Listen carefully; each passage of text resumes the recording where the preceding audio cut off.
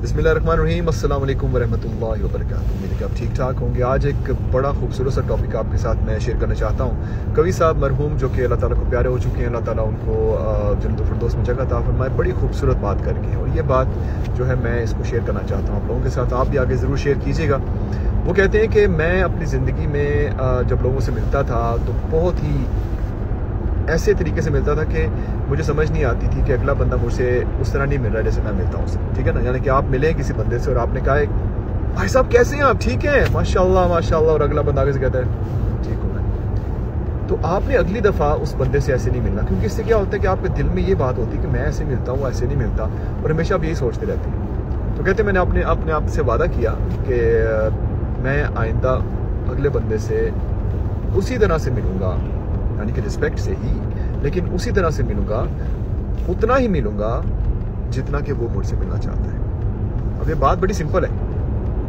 इसको अपने जहन में थोड़ा सा दौड़ाएं और सोचें हर उस बंदे के साथ जो आपका इंटरेक्शन होता है या हुआ है पिछले कई सालों से, जिनको आप मिलते तो ऐसे हैं जैसे कि आपका पिछड़ा हुआ दोस्त जो कि मेले में आपसे गुम हो चुका, और वो बंदा आपसे ऐसे मिलता है कि उसको फिक्र ही कोई नहीं कि आप एग्जिस्ट भी करते हैं नहीं।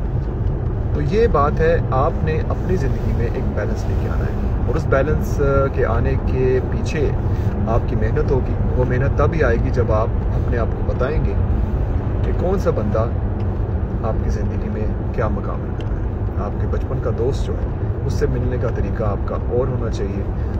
आप किसी और बंदे के साथ जो आप मिलते हैं वो जैसे आपसे मिलता है आपने उतना ही लेवल रखना है। वंस अगेन रिस्पेक्ट नहीं भूलनी आपने, ये नहीं कह रहा कि आपने बदतमीज़ी से मिलना है अगर बंदा आपसे सही नहीं मिलता। कई बंदे हैं जिनको ये रोब होता है इस चीज़ का कि उनके पास बहुत कुछ है, होता कुछ भी नहीं है, तो आप उनसे ऐसे मिलते हैं कि जैसे कि अपने आप को पता नहीं क्या समझता, मैं तो उससे बात ही ऐसे करूँगा इसको बताने के लिए कि कितना नीचे है मुझसे। नहीं, आपने ऐसे नहीं करना, आपने बस इस तरह से बात करनी है जिस तरह से वो करते हैं, ठीक है। अगर वो जाहिर सी बात है अगर रिस्पेक्ट से बात नहीं करते तो आप इस तरह बात नहीं करनी उनसे, बस आपने उतनी बात करनी है जिसकी ज़रूरत है, और आपको किसी से मतलब तो होना नहीं चाहिए वैसे भी। ये नहीं कि कोई बहुत करोड़पति बंदा तो उससे आप ऐसे बात करें कि आपको जैसे उसने कोई करोड़ होती दे देना है, इस तरह बात नहीं करनी। आपने हर बंदे से उतनी ही बात करनी है जितनी की आपको ज़रूरत है। इसमें मैं यही कहूँगा कि आप नबी पाक सल्लल्लाहु अलैहि वसल्लम की खूबसूरत ज़िंदगी के बारे में पढ़ें।